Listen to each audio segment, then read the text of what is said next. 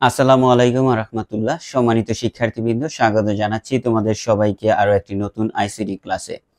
আজকের এই ক্লাসে আমরা শিখব বুলিয়ান অ্যালজেব্রা ও সরল। আজকের এই ক্লাসে আমরা চলে এসেছি নিয়ম 3-এ। নিয়ম 3-এ আমরা 4টি ম্যাথ সলিউশন করব।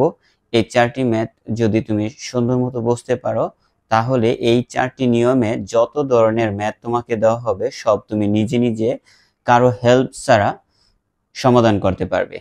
আমরা 1 নম্বর নিয়মে 4টি শিখেছি, 2 নম্বর নিয়মে শিখেছি 3টি ম্যাথ, এবং আজকের এই 3 নম্বর নিয়মে শিখব আরো 4টি ম্যাথ। আমরা টোটাল 5টি নিয়ম শিখব। ইনশাল্লাহ এই 5টি নিয়ম যদি তুমি কমপ্লিট করতে পারো, তাহলে বুলিয়ান অ্যালজেব্রা ও সরল নিয়ে তোমার কখনোই কোনো সমস্যা থাকবে না। আসো শুরু করা যাক। প্রথমত আমাদের নিয়ম 3-এর প্রথম যে অঙ্কটা দেওয়া আছে সেটা হচ্ছে যে এটা, আমরা এটাকে সমাধান করব। তো আমরা এখানে লিখে নিচ্ছি x সমান a বার প্লাস b, তারপর হোল বার, আমরা ব্র্যাকেট দিয়ে আটকালাম, তারপর plus b plus c bracket দিয়ে আটকালাম, এরপর পুরোটার উপরে বার। এবার আমাদের প্রথমত যে কাজটি করতে হবে সেটা হচ্ছে এই যে বড় বারটা, এই বড় বারটা এখানে ভেঙে দিতে হবে। ভেঙে দিলে, বার ভেঙে দিলে প্লাস চিহ্ন হয়ে যায় গুণ চিহ্ন। তাহলে আমরা এখানে গুণ চিহ্ন করব, আর অর্ধেক বার পাবে এটা, আর বাকি অর্ধেক বার পাবে এটা। তাহলে আমরা এখানে এভাবে লিখতে পারি a bar plus b whole bar, আর এই যে অর্ধেক বার এখানে চলে আসলো, এই যে ব্র্যাকেট, আর এই প্লাস চিহ্ন হচ্ছে গুণ চিহ্ন, আর অর্ধেক বার যাবে এই যে এটার উপরে b plus c whole bar, এই যে ব্র্যাকেট। ওকে, এখন এখানে গুণ চিহ্ন এটা না দিলে হয়, কারণ ব্র্যাকেটের পাশাপাশি গুণ বোঝাচ্ছে। এবার আমরা যে কাজটি করতে পারি সেটা হচ্ছে এই যে দুইটা বার আছে, যদি কোনো ভেরিয়েবলের উপরে ডাবল বার থাকে তাহলে বারে বারে কাটা যায়, শুধু ওই জিনিসটাই বসে বা সংখ্যাটাই বসে বা ভেরিয়েবলটা বসে। এই যে এখানে a বার প্লাস b এটাই থাকবে, আমরা লিখলাম। এরপর এখানে আমরা যে কাজটা করতে পারি সেটা হচ্ছে এই যে এই বারটা আমরা এখানে ভেঙে দিতে পারি, এই বারটা। আর ভেঙে দিলে এখানে b প্লাস c আছে, তখন প্লাসটা হয়ে যাবে গুণ চিহ্ন, আর অর্ধেক বার পাবে b, অর্ধেক বার পাবে c। তাহলে এভাবে আমরা লিখতে পারি b বার ইন্টু c বার।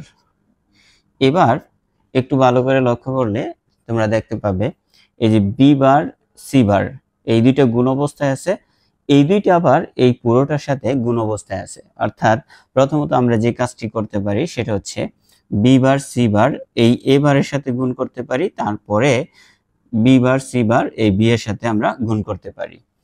তাহলে আমরা এখানে যে দুইটি সূত্রের কাজ করলাম সেই দুইটি সূত্র একটু লিখে দেই। প্রথমত আমরা এই সূত্রের কাজ করেছি, এর উপরে ডাবল বার থাকলে শুধু a, আর এখানে a plus b whole bar থাকলে আমরা এভাবে লিখতে পারি a bar into b bar. Okay, এই দুইটা সূত্র আমরা এই লাইনটার মধ্যে অ্যাপ্লাই করেছি।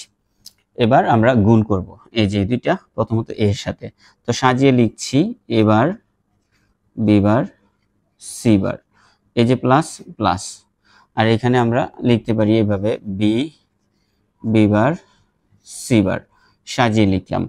এরপর আমরা এখানে রাখলাম এটা a bar b bar c বার, এই যে প্লাস b বার মানে হচ্ছে 0, 0-র সাথে c বারের গুণ অবস্থা হবে।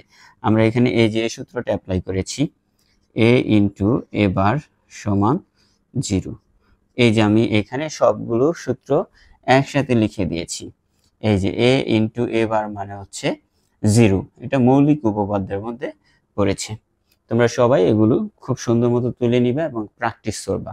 এখন দেখো আমরা এখানে লিখলাম a bar b bar c bar, আর প্লাস 0-র সাথে যারই গুণ হবে 0, তাহলে 0 দিয়ে এগুলোকে যোগ করলে এগুলাই থাকবে a bar b bar c বার।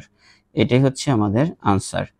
এখানে আমরা যে কাজটা করেছি এই যে এই সূত্রটা বসাইছি, আমি ব্র্যাকেটের ভিতরে দেখিয়ে দিচ্ছি। এই যে a ইন্টু 0 সমান সমান 0ই হবে। আমাদের এই যে এই সূত্রটা আমরা অ্যাপ্লাই করেছি, a ইন্টু 0 সমান 0। সম্মানিত শিক্ষার্থীবৃন্দ, আশা করি তোমরা আজকের এই 3 নম্বর নিয়মের প্রথম যে ম্যাথটা আছে সেটা খুব সুন্দর মতো বুঝতে পেরেছ। তারপরেও যদি তোমাদের কোনো কোয়েশ্চেন থাকে অবশ্যই কমেন্ট বক্সে আমাকে জানাবা। ইনশাল্লাহ আমি তোমাদের প্রত্যেকটি কোয়েশ্চেনের আনসার খুব দ্রুত দেওয়ার চেষ্টা করব। আর তোমরা অনেকেই সুন্দর সুন্দর কমেন্ট করো, যা পড়তে আমার অত্যন্ত ভালো লাগে। ইনশাল্লাহ সামনের ভিডিওগুলোতে এবং সামনের ক্লাসগুলোতে, আজকের এই ক্লাসে আরো সুন্দর সুন্দর কমেন্ট করো, আমি তোমাদের সাথে কমেন্টে কথা বলবো। সবাই অনেক বেশি ভালো থাকো। আল্লাহ হাফেজ।